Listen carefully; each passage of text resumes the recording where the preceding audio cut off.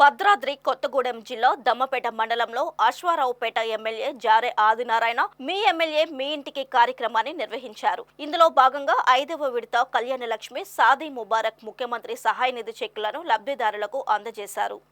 నియోజకవర్గంలోని గండగులపల్లి, మొండివరే, నాగుపల్లి, శ్రీరాంపురం, నాచారం, తొట్టిపంపు, మొద్దులగూడెం తదితర గ్రామాల్లో పర్యటించి 28 మందికి కళ్యాణలక్ష్మి షాదీ ముబారక్ చెక్కుల ద్వారా 28,03,248 రూపాయలను, 35 ముఖ్యమంత్రి సహాయ నిధి చెక్కుల ద్వారా 12,64,000 రూపాయలను అందజేశారు. మొత్తం 40,67,248 రూపాయలు విలువైన చెక్కులను లబ్ధిదారులకు అందించారు. ఈ సందర్భంగా ఆయన మాట్లాడుతూ నియోజకవర్గ వ్యాప్తంగా అభివృద్ధి కార్యక్రమాలకు నిధులు మంజూరు అయ్యాయని, వారం రోజుల్లో అన్ని మండలాల్లో పనులు ప్రారంభిస్తామని చెప్పారు.